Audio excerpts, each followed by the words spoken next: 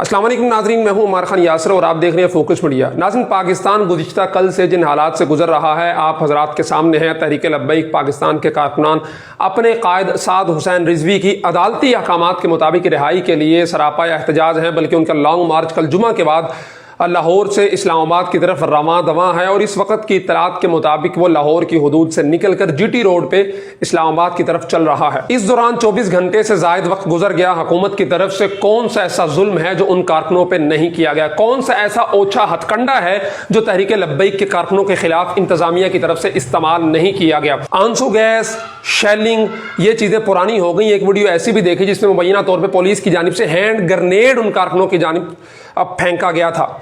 और इस वक्त ये ज़्यादा भी बुरी बात है कि कल जब मरकज़ी शुरा को इंतज़ामिया ने मुज़ाकरात के लिए बुलाया तो पीछे से कारकुनों के ऊपर पुलिस ने धावा बोल दिया। यानी एक तरफ आप मुज़ाकरात के लिए बुलाते हैं, दूसरी तरफ आप उन पर डंडों के ज़रिए और शेलिंग के ज़रिए और ग्रेनेड्स के ज़रिए धावा बोल देते हैं। तो ये नामुनासिब बात है। मामलात हमेशा अफ़ाम व तफ़हीम से हल होते हैं, मुज़ाकरात की टेबल पे हल होते हैं, इस तरह नहीं हुआ करता। खुद इमरान खान साहब को समझ लेना चाहिए कि 126 दिन के धरने के अंदर उन्होंने क्या कुछ नहीं किया था, बल्कि उनके अल्फाज थे कि मैं खुद आईजी इस्लामाबाद को अपने हाथों से फांसी पे चढ़ाऊंगा। और जो हमारे इस वक्त के वज़ीर दाखिला शेख रशीद साहब हैं वो कहा करते थे जला दो, घेरा दो, मार दो।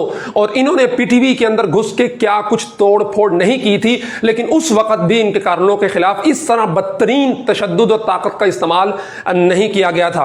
और नाज़रीन, यहाँ पे एक और बात करता चलूं कि इन लब्बैक के कारकुनों पे जो इतनी रियासती जबर किया जा रहा है उसकी सिर्फ एक ही वजह है और वो है दाढ़ी, टोपी और पगड़ी और मजहबी जमात का होना। वरना आप हज़रात के सामने है कि इससे पहले कौन सी सियासी जमात है जो इससे आगे बढ़ के जुल्म और सितम का बाजार सरगर्म नहीं कर चुकी है।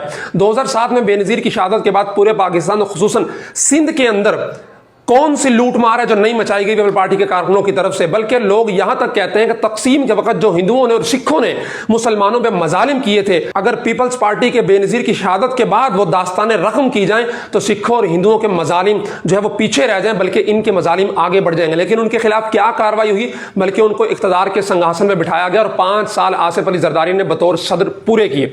उसके बाद MKM पाकिस्तान की तो सारी सियासत ही बोरीबंद लाशों की है। सानिया कारसाज, बल्दिया टाउन और कराची के अंदर हजारों लोग, हजारों माओं की गोदें उजाड़ दी, हजारों बीवियों के सुहाग जो है वो कब्रों में उतार दिए गए। लेकिन आज भी इसी इमरान खान की काबीना के अंदर MKM के कारकुनान बाइज्जत वजीर बन के बैठे हैं। और इमरान खान की अपनी तरफ से डॉक्टर तारुल कादरी के कारकुनों के साथ मिलकर क्या कुछ और कौन सा ऐसा जो है वो ओछा हथकंडा नहीं इस्तेमाल किया गया था नून लीग की हुकूमत ने, लेकिन उसके बावजूद आज ये इख्तदार के अंदर बैठे हैं। तो इनके खिलाफ जुल्म सिर्फ इसलिए हो रहा है कि ये दाढ़ी टोपी पगड़ी वाले हैं। और इस दफा तो इनका मुतालबा सिर्फ सादा सा है कि जब हाई कोर्ट ने हुक्म दे दिया, सुप्रीम कोर्ट ने कह दिया कि इनके कायद को छोड़ दिया जाए, उसके बावजूद कौन सी ताकतें हैं जो साद हुसैन रिजवी को रिहा नहीं होने दे रही? और ताज़ा इतलात के मुताबिक 2 वफाकी वज़रा कोर्ट लखपत में साद हुसैन रिजवी से मुज़ाकरात के लिए जा चुके हैं और उम्मीद है कि मामला इफ़ाम व तफ़हीम से हल होगा। लेकिन जब मामलात हल करने ही इफ़ाम व तफ़हीम के जरिए हैं तो फिर ये इतना जुल्म व सितम का बाजार सरगर्म करने का मकसद क्या है?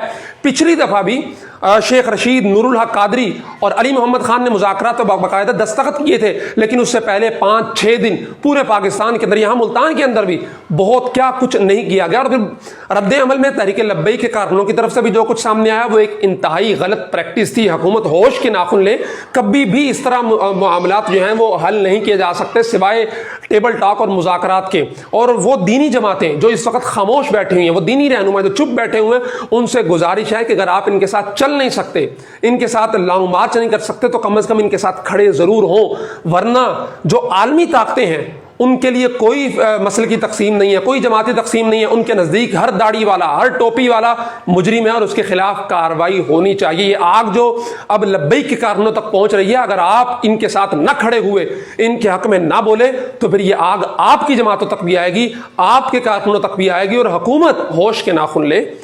कल जिस तरह आपने किया, मुज़ाकरात के लिए मरकज़ी शुरा को बुलाया और पीछे से इन पे धावा बोल दिया, तो अब खुदारा ऐसा ना करें। मुज़ाकरात के लिए जा रहे हैं 2 वज़ीर, बहुत अच्छी बात है। अदालत ने हुक्म दिया साद रिजवी को रिहा करने का, तो रिहा कर दो, मामलात सारे खत्म हो जाएंगे।